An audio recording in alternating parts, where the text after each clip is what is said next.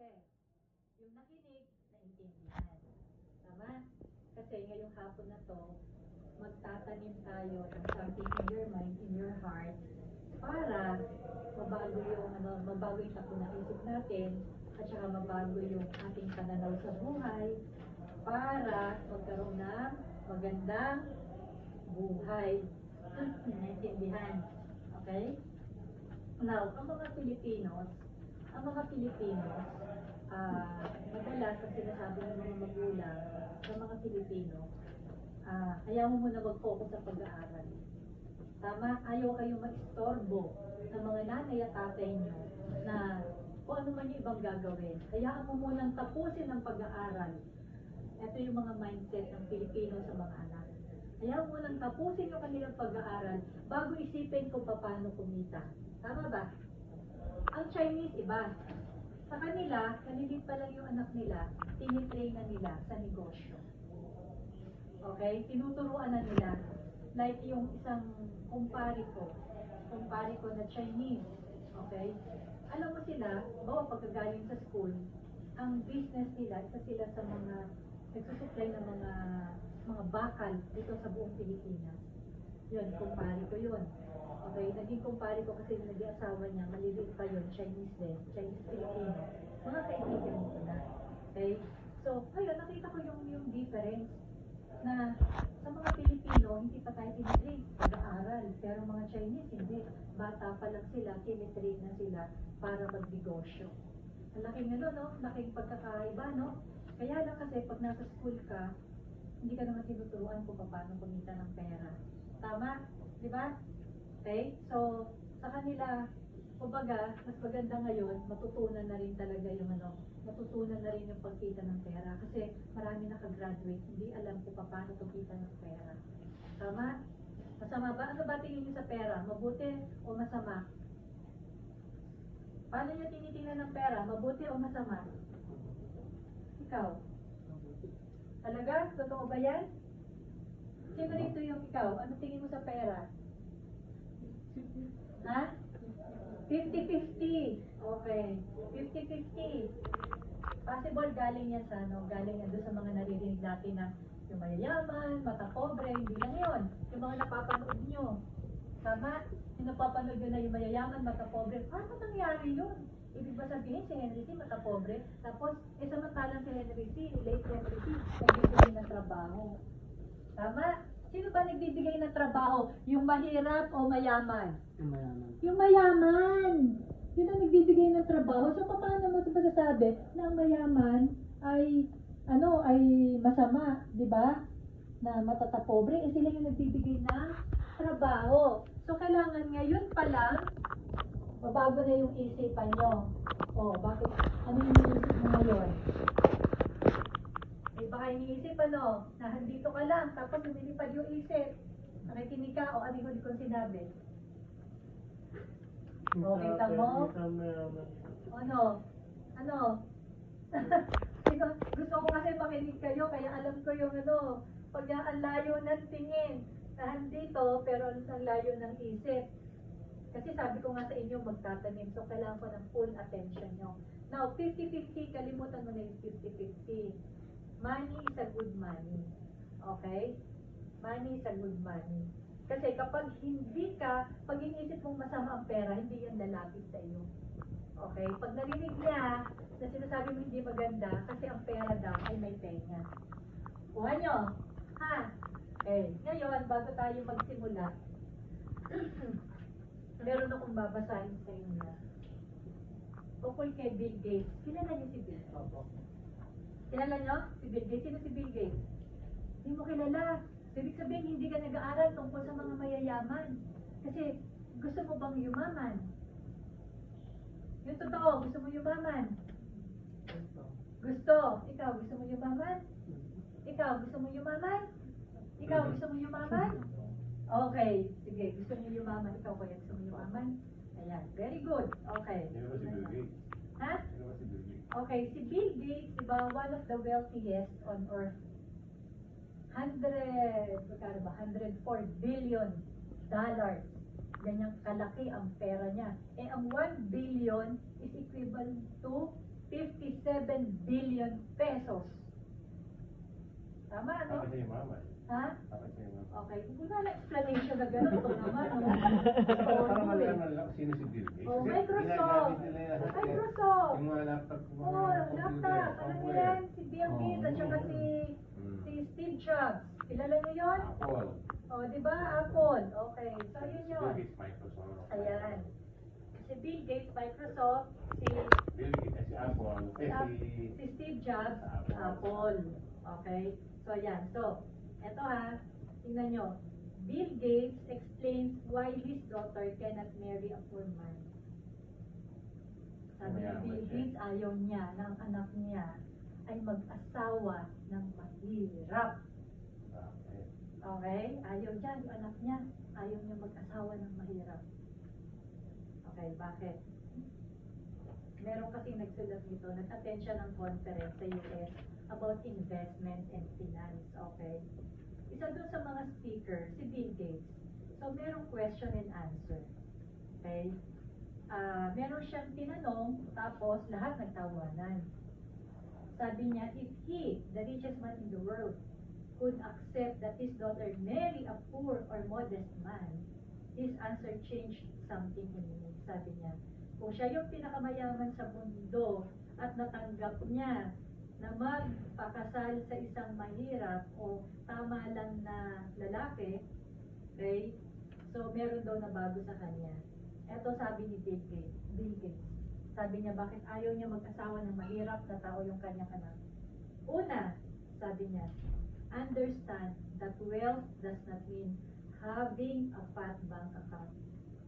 Intindihan niyo yun?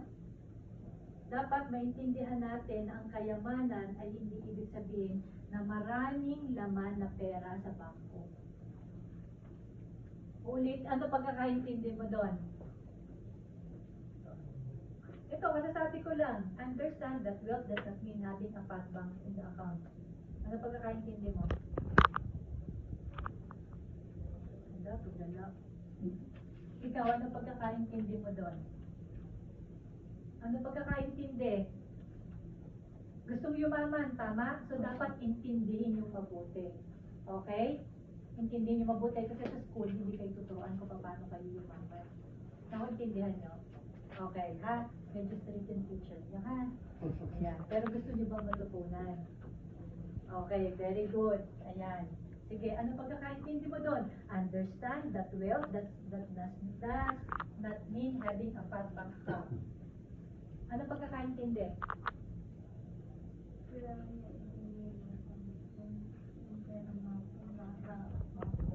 Ano? Ano meron na pera na sa bangko? Kailangan, Intindihin na ano basta yun? Pwede basta yun. O habet, ano yun? Ano ba yung ibig sabihin nun? Understand that wealth does not mean having a fat bank account. Ano ibig sabihin nun?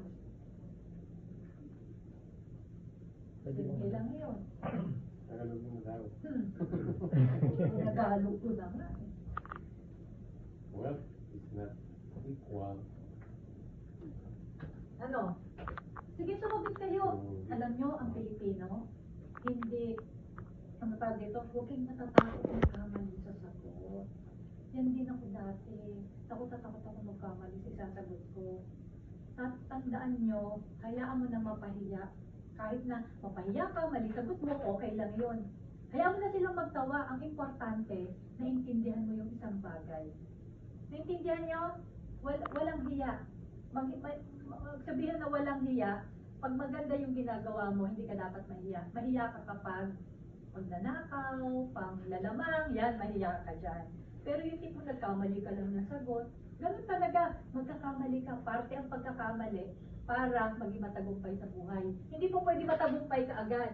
Along the way, merong ano yan, may pagkakamali yan. Hindi po pwede magaling ka, walang perfectong tao. Ang importante, you are getting better each day. Araw-araw, pinagbubuti mo, ginagalingan mo yung sarili mo.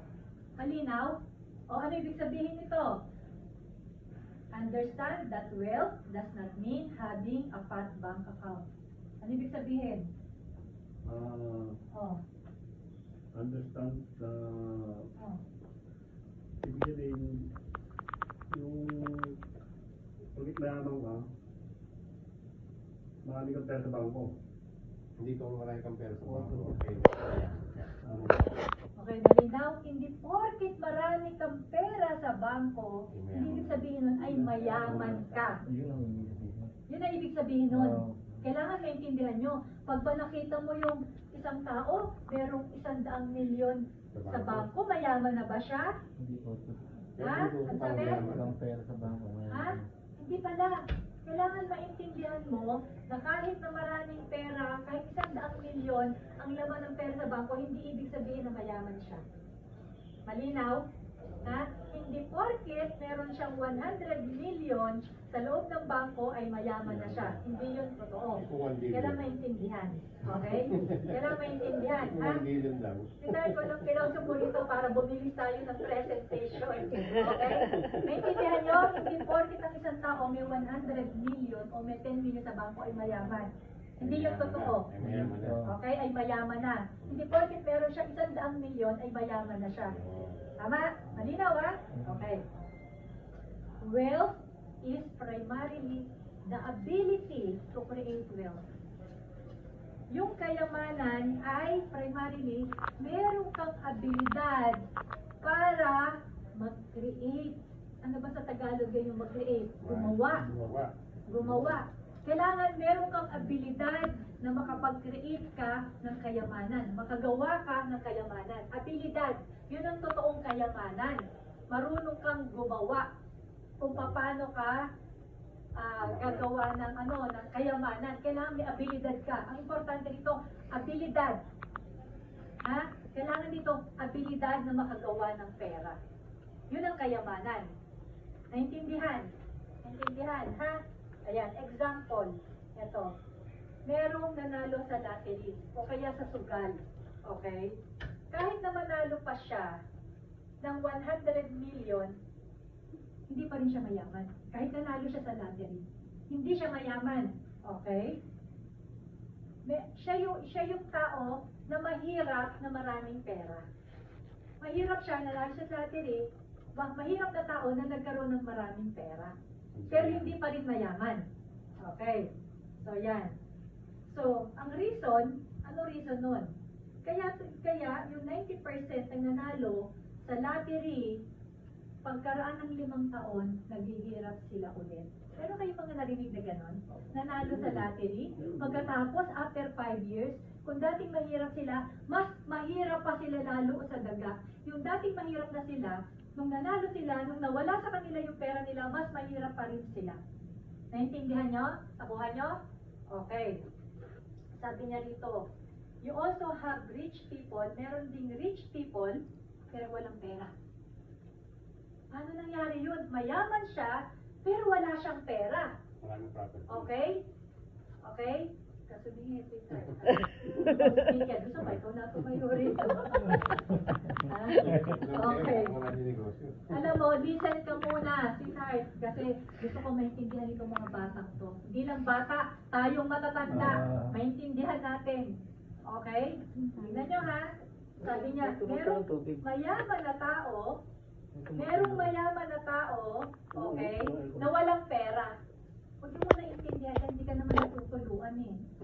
Distracted ka. Yung ipat, sabi ko. Dito sa kabila, dito sa kabila to. Okay. Ito, kung gusto mo, dito ko sa unahan. Okay, sige. For example, ano example nito? Karamihan ng mga entrepreneurs. Mga negosyante. Ang mga negosyante, hindi porket marami silang, hindi porket wala silang pera, ay hindi na sila mayaman. Ang sample nito, wala silang pera, pero mayaman sila. Wala silang pera, pero mayaman sila. Bakit? Negosyante sila. Okay. Ngayon, they are already on the road to wealth. Ibig sabihin, patungo na sila sa pagyaman kahit wala pa silang pera. Okay? Bakit? Bakit? Hindi dahil meron silang negosyo. Kasi pinag-aaralan nila, dinidevelop nila kung paano sila magkaroon ng financial intelligence. Kasi ang financial intelligence, yan ang kayamanan. Okay? Ano sabi nila, sabi ng mga mayayaman, tanggalin mo lahat sa kanila, sunugin mo lahat ng property nila, tanggalin mo sa kanila lahat ng negosyo nila. Pero kaya nilang ibalik. Basta may grupo lang sila. Basta yung utak niya, kasi ang pinakamayaman sa lahat ay ang isip ng tao. Maraming tao wala na ng pera, wala pang laman ng isip. Ang laman nila, ang laman ng isip, puro wala. Mahirap, yun ang laman ng isip. Pero pag meron kang financial intelligence, pag marunong kang humawak ng pera, pinag-aaralan mo, okay, at negosyante ka mag-isip, kahit wala ka pang hawak na pera, negosyante ka mag-isip, ibig sabihin, mayaman ka na. Kita niyo yung difference? Ano pangalan mo? Si Denmark. Tingnan mo talaga makinig si Denmark. Kitang-kita ko talaga yung pakikinig mo. Diba? So, how are the rich and the poor different? Anong pagkakaiba ng mayaman at saka ng mahirap? Parang ganito. Ang mayaman, okay, pwede silang mamatay ng mayaman. Okay? The rich may die to become rich. Okay?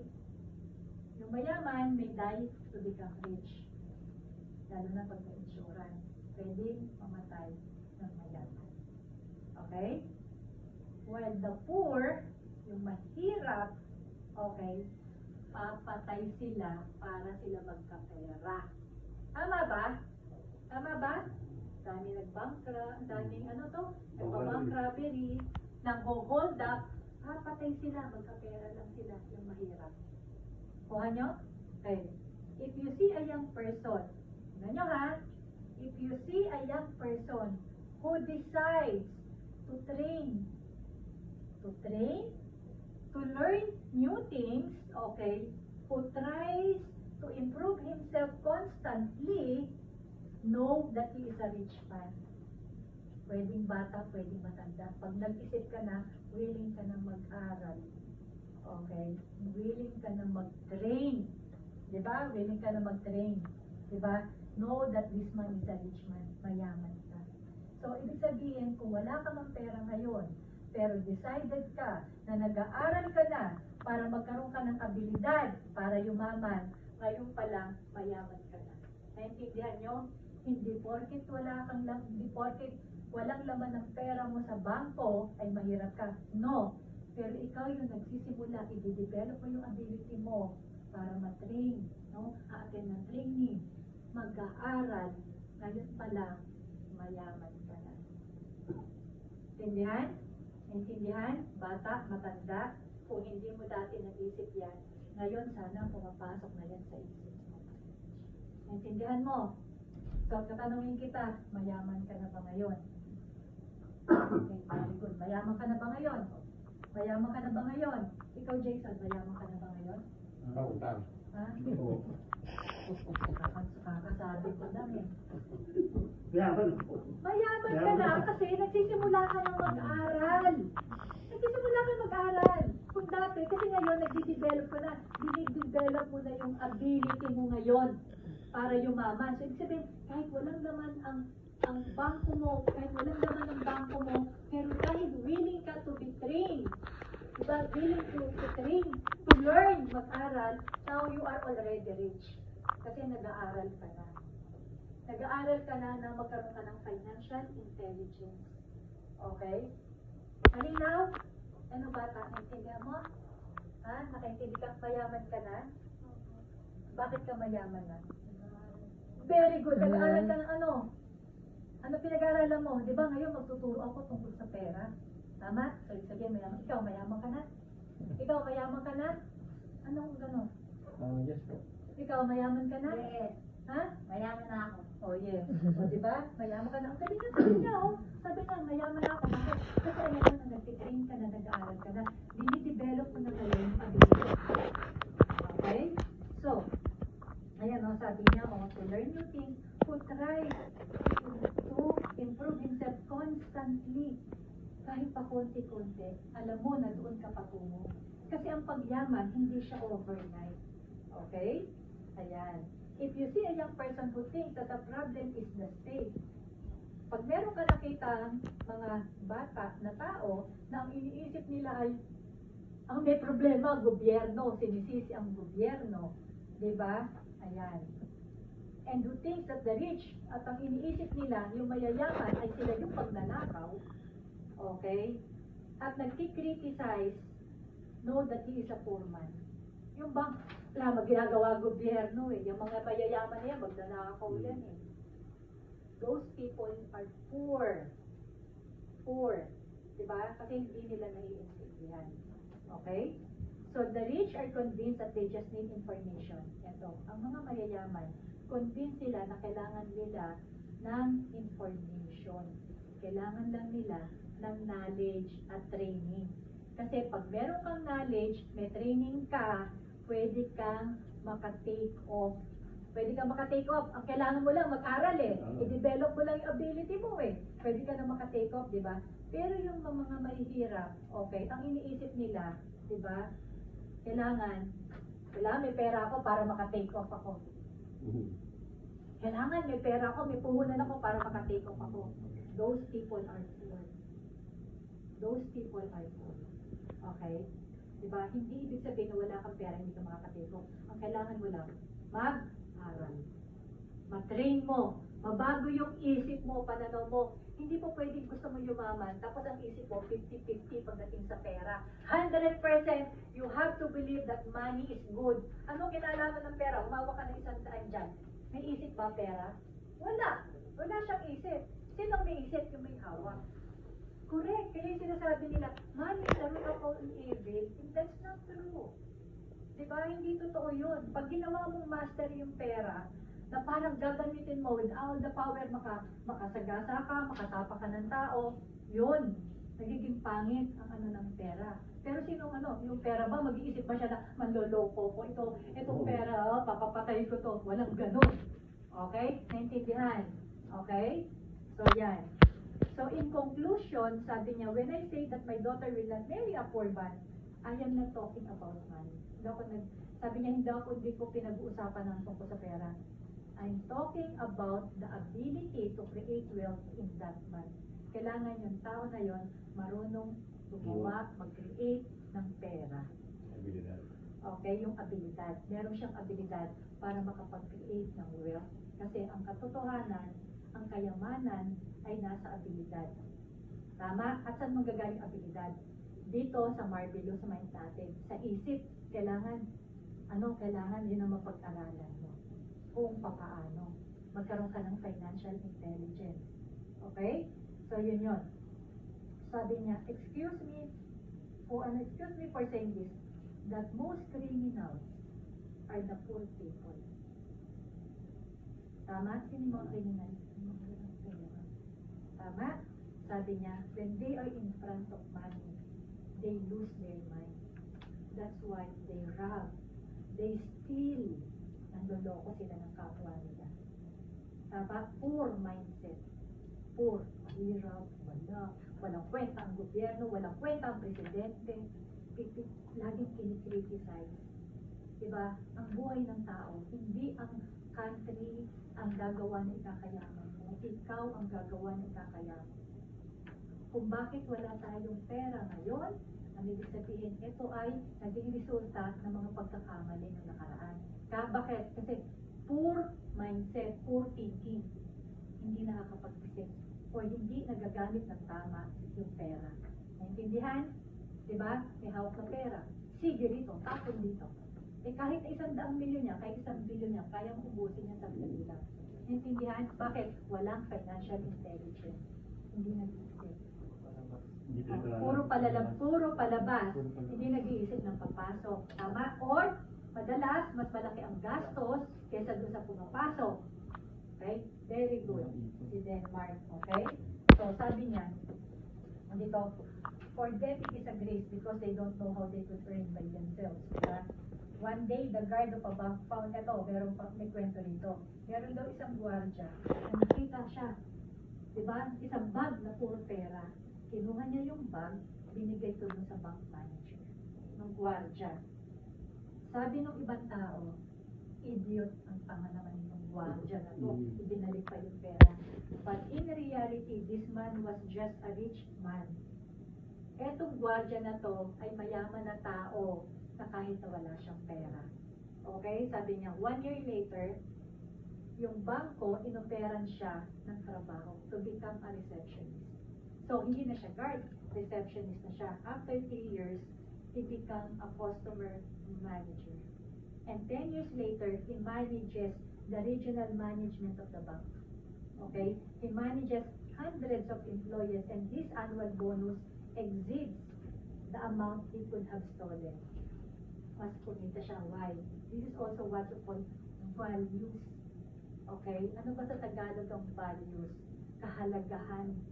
No? Paninindigan, prinsipyo sa buhay, paniniwala. Naintindihan nyo? Hindi porkit merong pera sa bangko ay mayaman na. Hindi kasi kahit na gano'ng karami yun, diba? Pwede maubos yun. Ang importante, kahit mawala yung 100, kaya niya ulit mag-create ng 100 million. Meron ba kayong lesson for today? Yes. Ha? Meron? Naintindihan nyo? Yes, yes. So, mayaman na ba kayo? Yes. Okay, pag alam mo na nag-aaral na kayo about the money, then ibig sabihin you are already rich.